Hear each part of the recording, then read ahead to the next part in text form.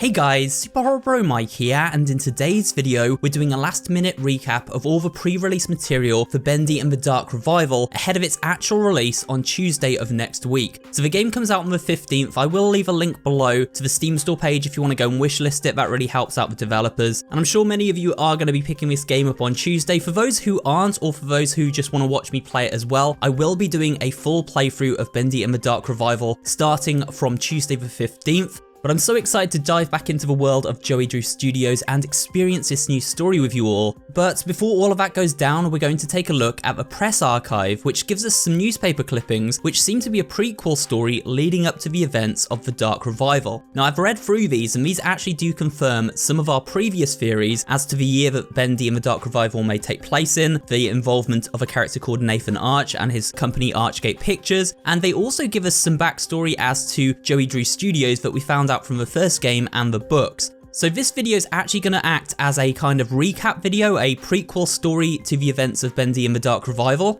Once we've gone through this press archive, I'll also be taking a look at a bunch of new screenshots we got for the game and doing a quick analysis of those, and also some character profiles so we can find out a little bit more about some of the new characters and returning characters for the Dark Revival. So with that said guys, sit back, relax, and let's dive into this episode of Bendy and the Dark Revival and see what the press archive has in store. So as you can see on the front page, we've got Joey Drew Studios on this little bag, and it's all these newspaper clippings from the history of Joey Drew Studios. The first one says, Joey Drew Studios in dire straits. And as we can see at the top of the newspaper, it says New York, so it's a New York paper because that's where Joey Drew Studios was based. It's Tuesday, September 25th, 1947. So this is from 1947. The studio behind Bendy is reportedly experiencing financial difficulty and is looking for additional sources of revenue to prop up its sagging finances. Founded by Joey Drew in 1929, the cartoon studio is best known for Bendy, an impish cartoon character who often gets himself into trouble. According to recent reports coming from the studio, it seems that trouble is spreading like spilled ink. One employee who asked to remain anonymous told the Telegram that he doubts the company will be able to sustain much longer. Some of the reasons given for these financial difficulties are rocketing expenses related to what he referred to as Joey's folly. When asked for clarification, he confusingly told us he feared the machine and did not want to comment further. This fits with other stories we've heard coming from inside the studio. We've reached out to Joey Drew for his usual round of reassuring rebuttals. However, this time he has yet to respond as of this edition. So this sort of tells us about the ink machine and how the employees who worked at Joey Drew Studios feared it. The ink machine was very secretive, it was kept out of the public eye, and Joey never really commented on it specifically because of course he knew what he was actually doing with this machine, which was kind of using it for human experimentation, trying to bring his creations to life. But the newspaper gives us a bit of that backstory, it gives us a little bit of insight into the mystery surrounding the studio during the time it was going through dire financial difficulties in 1947. The next newspaper clipping is Bendy goes bankrupt. The date at the top of this one is kind of smudged out, but if we go down to the bottom of the page, you can see that it says July 29th, 1948. So this occurred in 1948, the closure of the studio it seems. Joey Drew Studios, the studio behind the popular cartoon character Bendy, has filed for bankruptcy.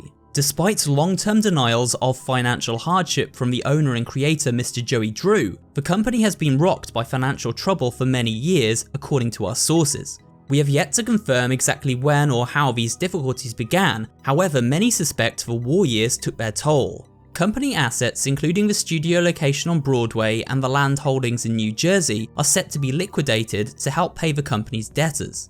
The bulk of the deficit is owed to the Gent Corporation of Brooklyn, who supplied much of the company's equipment.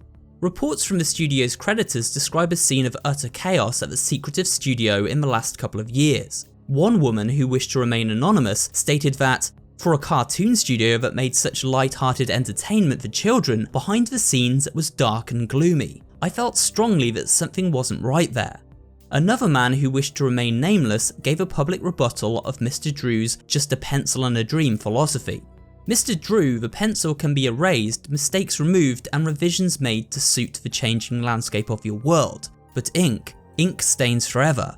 Ink creates truths that cannot be erased or altered. Ink is permanent, just like the effect that you've had on everyone around you and your studio.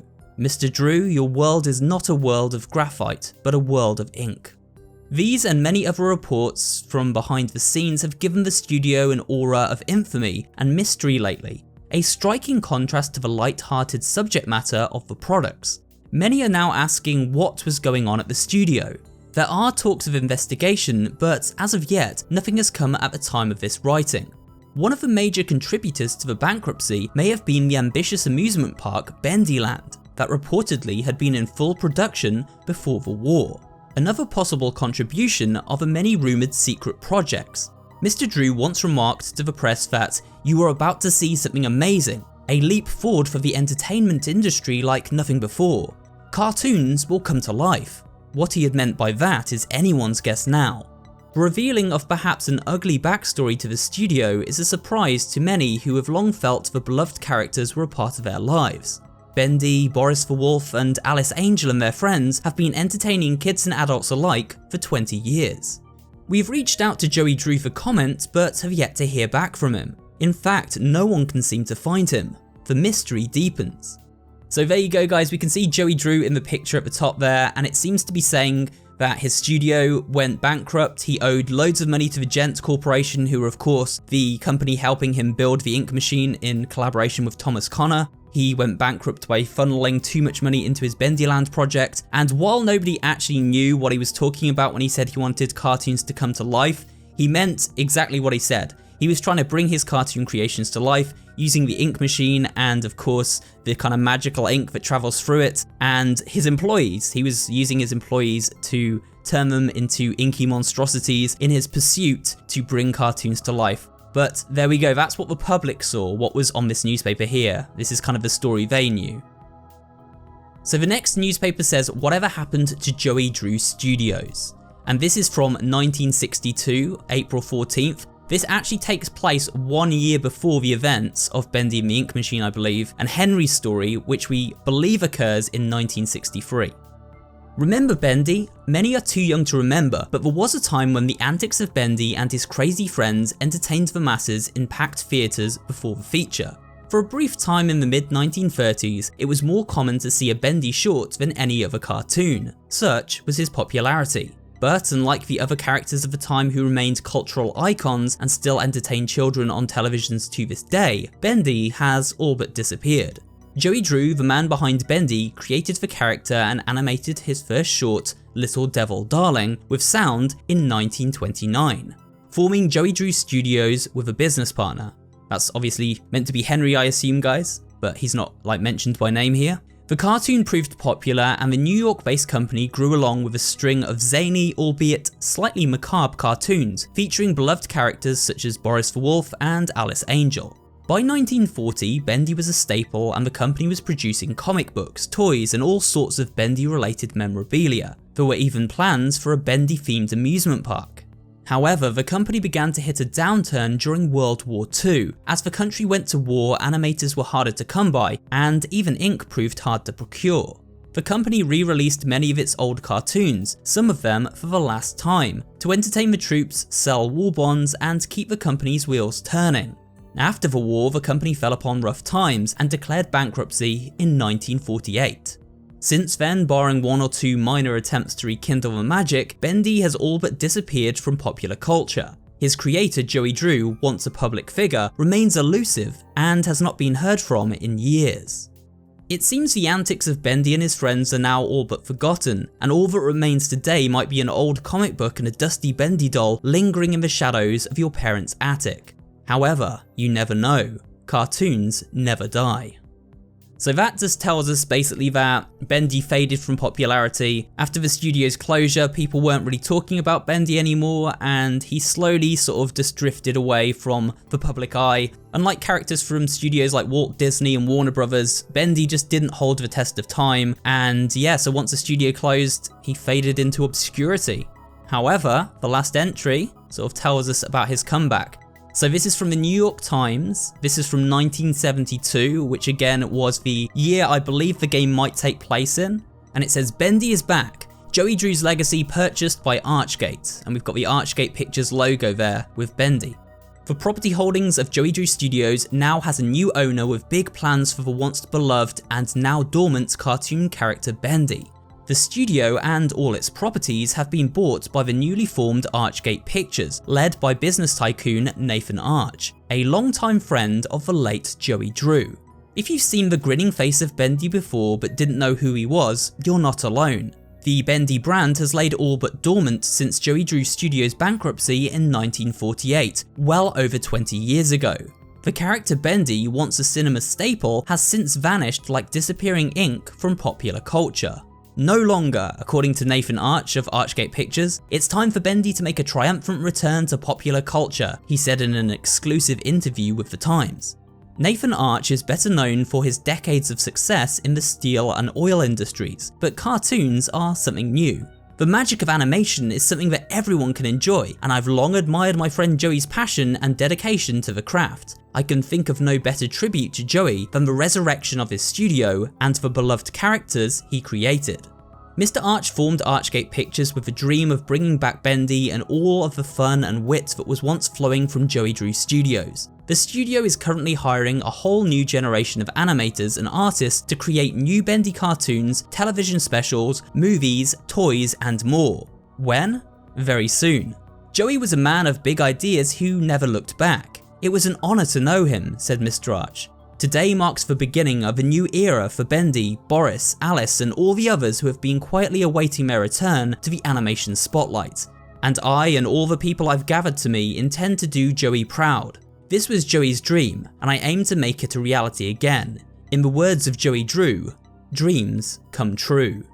So there we go guys, that is a message from Nathan Arch of Archgate Pictures in the newspaper, and essentially what happened, just as we said in my theory video, because we already had this information from the Bendy comics book, Nathan Arch purchased Joey Drew Studios and Joey's estate from him when Joey Drew passed away. So it seems like Joey Drew may have died in 1971 or 1972, and Nathan Arch is now going to be taking over and bringing Bendy to new audiences through his newly formed studio Archgate Pictures. Now I think this is where Audrey comes into play. She has been recruited to work on the revival of these Bendy cartoons. This is another kind of clever way the game's titled. It's called The Dark Revival, so it's kind of like a double entree, as they say, where you have Archgate Pictures trying to revive the works of Joey Drew, but also this story of reviving the ink machine and all the creepy dark ink experiments within, which seem to be at the hands of the new character Wilson. I don't know how involved Nathan Arch is with that, or if it's all down to Wilson. We'll just have to wait and see. But this has been really cool guys, reading through these newspapers. They've kind of set up the story of the new game, and now we've read through them, I'm actually going to go and show you some screenshots that have released for the Bendy and the Dark Revival. There are a few of them, and we'll also read through some character profiles as well.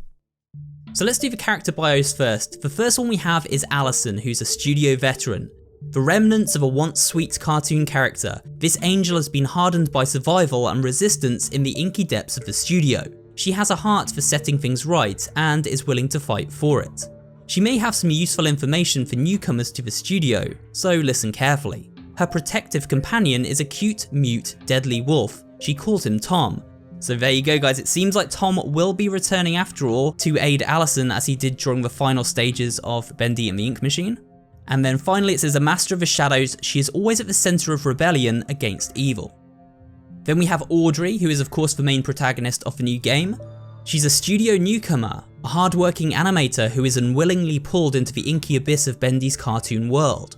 Audrey is determined to survive, but has much to learn about the dark monsters of the studio. Audrey's arrival into the inky world has given her some uniquely mysterious powers. The terrors that she will face will test her in every way possible. There is a new evil at work in the studio, only Audrey can stop it. This is kind of interesting because it sort of hints that Audrey has powers that will develop over time, and these powers will be key to defeating the new evil at work in the depths of Joey Drew Studios. Now I don't know if that new evil is just Bendy or if it's including Wilson. Maybe Wilson and Bendy become like one and the same, I don't know. Whatever happens guys, it seems like Audrey's powers are definitely going to evolve during the game, and she is going to become a very powerful entity within this new studio. Next we have Wilson, the custodian of the ink, the man who killed the ink demon, yet his ultimate intentions are difficult to decipher. He's here to clean up the many messes left behind by Joey Drew Studios in both worlds. striking fear into his enemies, Wilson holds dominance over the ink realm.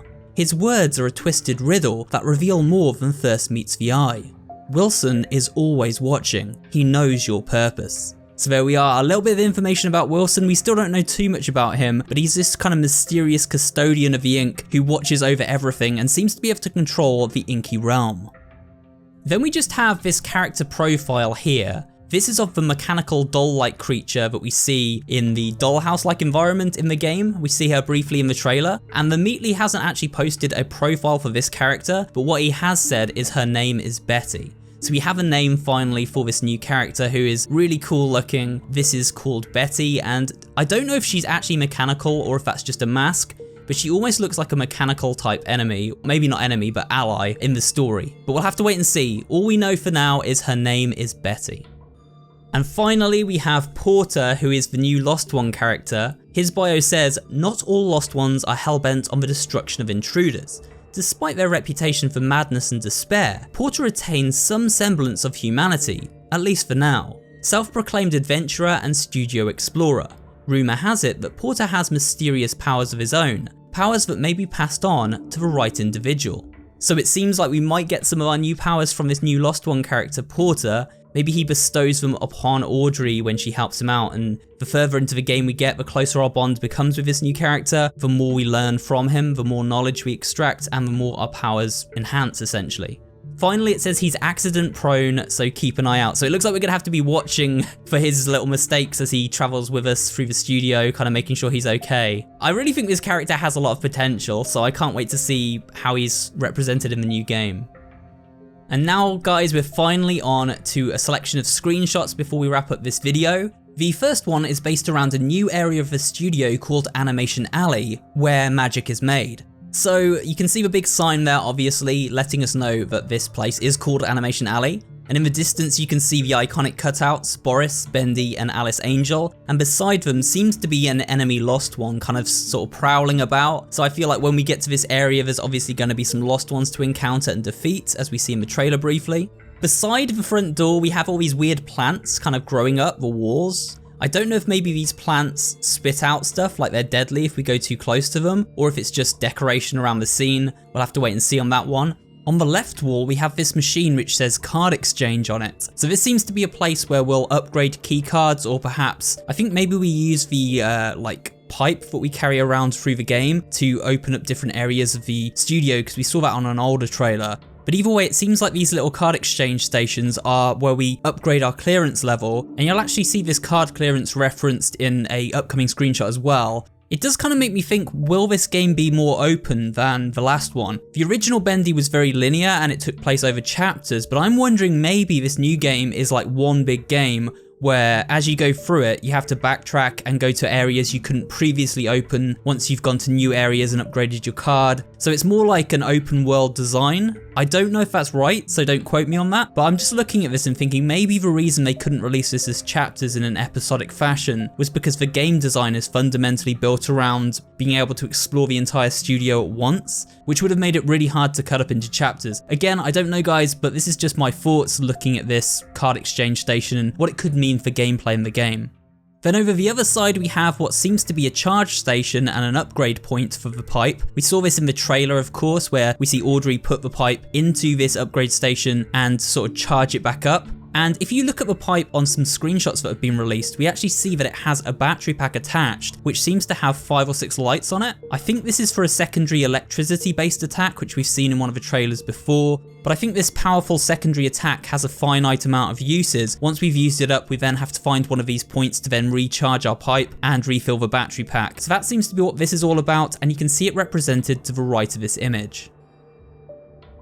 The second one is really creepy. We have this area with the Gent Company logo next to a bed, which seems to have a body underneath it, and the covers actually have blood on there, not just ink. So it seems like this game is actually going to be darker. It's not just going to be showing us like the inky remains of people who have died in this place, but also human remains covered in blood. People that have perhaps been killed to be revived through the ink even, I'm not sure, or just experiments gone wrong. But I doubt that the game, I think the game's like rated like teen, so it's pretty much suitable for most people to play. So I don't think we're gonna see like full-on corpses of people all mangled, but what we are gonna see is suggestive imagery like this, where we see beds covered in blood. So we kind of know what's gone on there without needing to see it explicitly. And this is certainly going to be an area of the studio that is creepy to explore, an area where the Gent Company really started to take Joey Drew's research and further it on these unfortunate souls. It says, please have your identification ready at the top, so obviously we're going to need ID badges to get around, or perhaps we level up the Gent pipe in order to access new areas of this place. And it also says across the Gent sign, which is interesting, condemned, effective October 31st, 1952. Does this mean that this is a recreation of Gent headquarters maybe? I don't know guys, could this be more than just Joey Drew Studios? Could this new studio include elements of Gent Company? And maybe it was Gent that closed in 1952, and all this further research has been the work of Archgate Pictures. There's so many questions right now. But obviously this picture does raise some interesting questions, and we'll only have to wait a few days to begin finding out our answers. And to wrap up this video, the final screenshot, we have this door which says don't knock on it, and it says no visitors, go away on a little sign painted beside it. So this seems to be an area where we meet a new character. I don't know who this character is going to be. I don't know if this is Allison's door. I don't know if this is perhaps maybe Tom's. Tom was always grumpy, right? Who knows? Maybe this could be Porter's home. But I feel like while it does say no visitors go away, the fact that they've taken the time to write the sign seems that it might be like a friendly character, right? This might be written up by someone who just doesn't want any visitors because they want to remain as safe as possible, and they're willing to defend their home to the death if need be. However, if it's a friendly face like Audrey or Allison, maybe they get the benefit of the doubt and they let them in. I'm not sure. But it seems like this game's gonna have a lot of personality, a lot of cool characters within, and yeah, this screenshot we don't have too much to talk about, but I will say it's intriguing to know what lies beyond that door. And again, we won't have to wait too long to know. But with that said, this is going to wrap up today's video, guys, so do remember to come back next week if you're looking forward to my playthrough of Bendy and the Dark Revival. I will be uploading it from launch day onwards, but I hope you'll join me on my journey. I'm really excited to dive in, guys, see where this story goes, and experience all the sights and sounds along with you guys in the comment section. And if you enjoyed this video, remember you can leave a comment down below, like the video if you enjoyed it, and of course subscribe for more videos just like this one, and I will see you all on the next one.